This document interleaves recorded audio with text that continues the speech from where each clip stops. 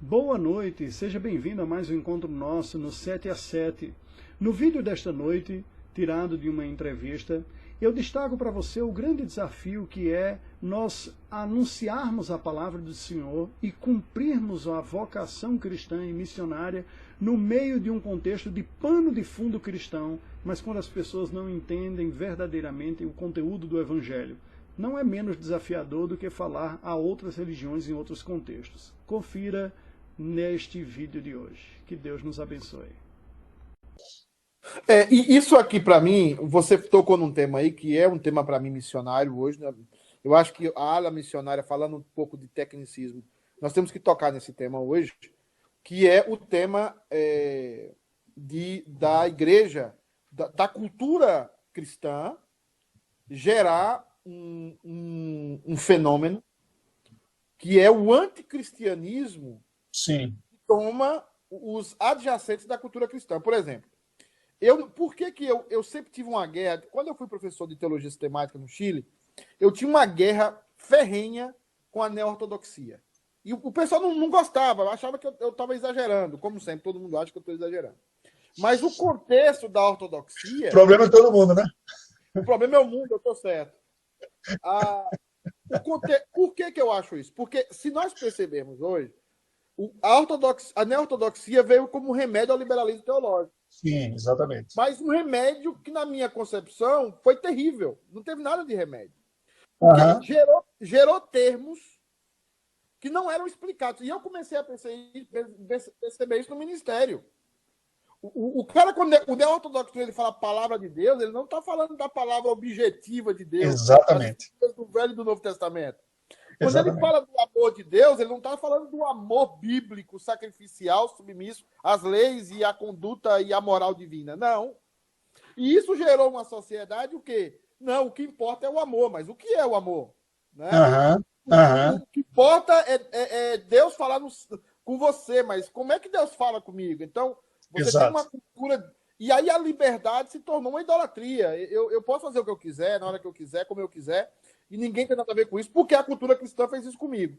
Agora, eu acho que, falando de missões, os muçulmanos estão vendo isso. Uhum. Os muçulmanos estão vendo isso de uma forma tão clara que eles estão atacando a cultura ocidental, tá? Porque isso não supre essa libertinagem que Paulo já combatia e João também, Exato. nas suas cartas, essa libertinagem e que Calvino trabalhou com tanta eficácia também em Genebra, ela não supre o ser humano. Então, talvez não teríamos que falar em missão ao revés, vamos dizer assim. Sim. Ou seja, missão, eu preciso formar um cara para ele ser missionário dentro da igreja local? Sim, com certeza. Foi muito bom você comentar isso, porque isso me remonta à última experiência que nós tivemos fora, né? Eu passei 2 anos na Albânia, que é um país do sudeste europeu, região dos Balcãs, um país de maioria muçulmana, mas consideravelmente secularizado dentro do contexto da Europa. E a reta final foi em Portugal. Junte-se a isso uma visita que nós fizemos à Nova Zelândia, que, do ponto de vista cultural e religioso, está muito semelhante, né, com o contexto europeu, assim como da Oceania. E o que deu para perceber foi uma força de resistência, um grupo minoritário que percebeu que o que restava de cristianismo, entre aspas, estava muito longe do verdadeiro cristianismo bíblico, em termos de convicção, de vitalidade, de transformação de vida, de todos os aspectos.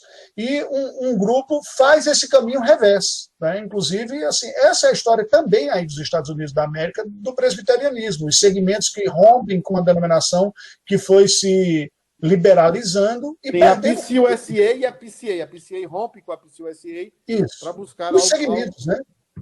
Vários. Então, o que é que você vê? São pessoas que percebem que não há mais como viver um cristianismo minimamente saudável no meio de uma instituição que nega os fundamentos.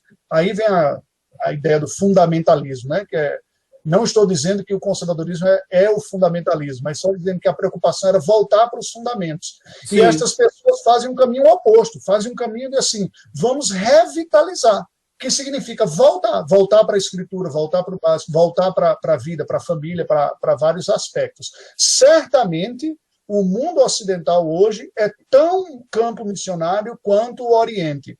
A chamada cristandade é tão campo missionário quanto o islamismo, o budismo ou qualquer outra expressão. Não podemos ser inocentes e sermos enganados pelos termos que estão esvaziados dos conteúdos e, mais do que isso, pelas pessoas que se utilizam dos termos e que muitas vezes não têm um conhecimento real e pessoal do Deus que se propaga nessas instituições, né?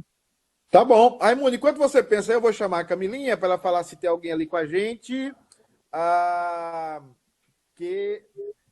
Eu queria que você falasse um pouco da sua reflexão sobre a sua passagem pelo campo. Quais são os maiores desafios de aspectos gerais que você teve, os desafios que você pode falar para alguém que está nos assistindo e quer ser missionário, missionária. Fabiana mesmo, minha, queria ser missionária. E o dia que o presbítero Azul trouxe um vídeo para ela que todo mundo comia no mesmo prato, com a mesma mãe, com a mesma mão, né? Aí ela desistiu do missionário além fronteiras, né? Pois é. Qual pensa no desafio que você enfrentou e que você pode compartilhar com a gente? É bem icônico o que você está dizendo, né? Porque ela reflete uma imagem predominante, né? Das Exatamente. No meio da igreja, né? Exatamente. Eu penso que o maior desafio ao engajamento missionário atual é a apostasia da cristandade no mundo ocidental. Porque você mina as bases do cristianismo, de ter a Bíblia como palavra de Deus, a necessidade de conversão, o reconhecimento da necessidade de novo nascimento, de transformação espiritual, os elementos essenciais da fé que são transformadores, que são conteúdo de fé, não racionalizações, a encarnação do Verbo, Jesus Cristo, né? A morte expiatória, a sua ressurreição. Nós temos que voltar para esses pontos. Quando você se afasta disso, você tem uma igreja que professa-se cristã, mas que não é cristã, e que, portanto, vai dar muito trabalho, e aí uma boa parte da força de atuação pastoral vai ser tentar arrebanhar cabritos, né? Ou você precisa reevangelizar pessoas que se professam cristãos, e aí você perde um pouco dessa energia. E, em virtude disso também, você vai perder, evidentemente, a compreensão de que o ser humano precisa do evangelho. Afinal de contas, sem essa necessidade essencial do evangelho, que razão há de se fazer missões? O que vai restar para as missões vai ser o exótico e o turismo. E o social? Um social, e o social, sim, exatamente. E o social.